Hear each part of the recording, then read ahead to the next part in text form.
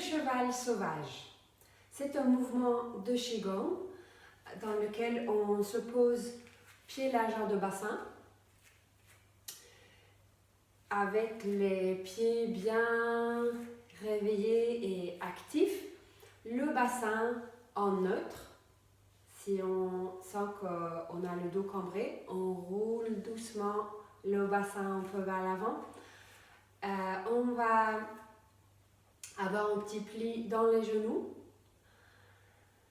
et nous allons pointer les index comme ceci et puis lâcher totalement les bras et les épaules.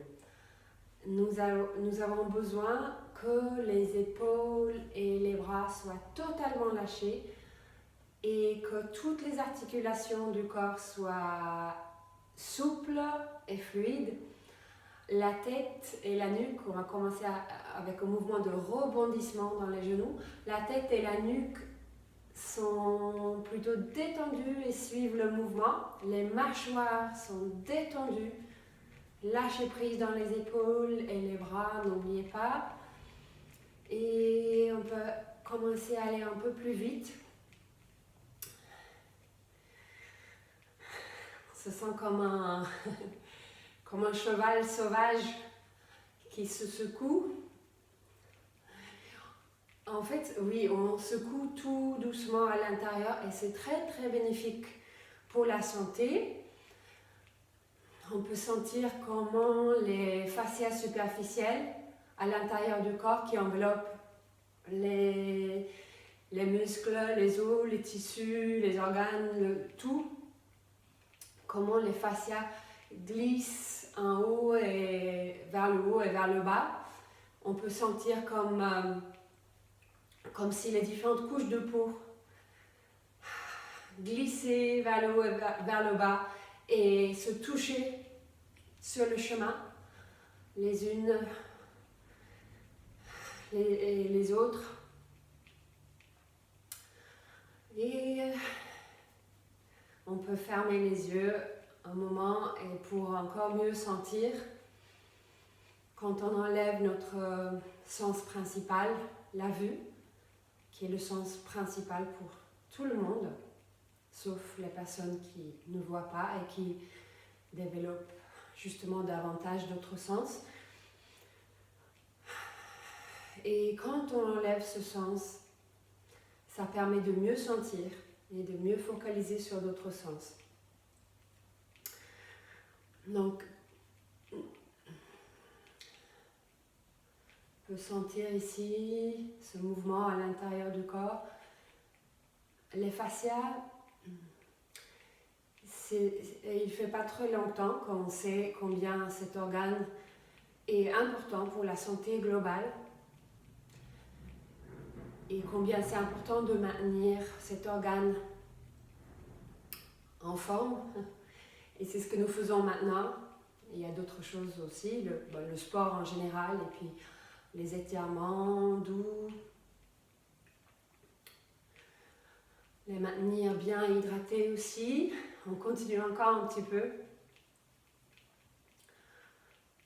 Tout est connecté depuis la moelle osseuse, à travers les os, à travers les différentes couches de peau, à travers les articulations, les tissus, les muscles.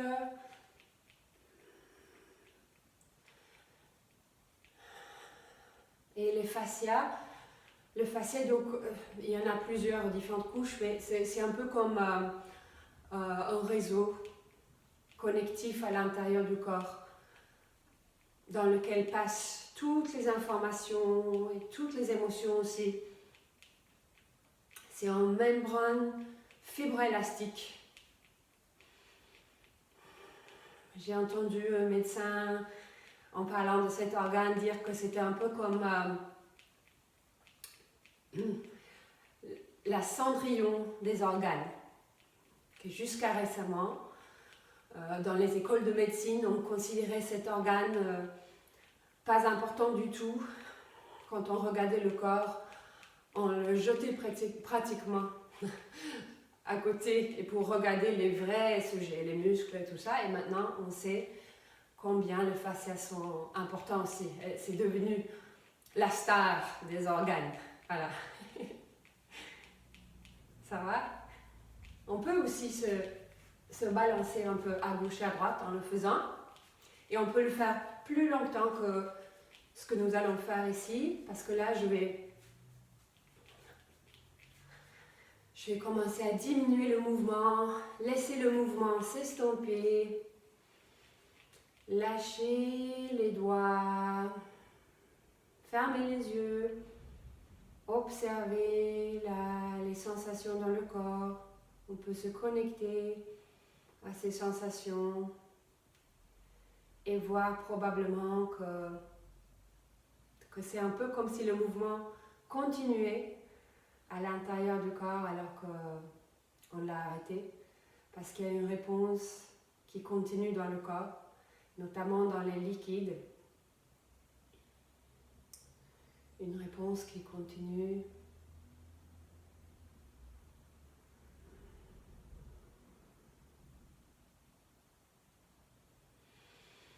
Bien, on peut venir lentement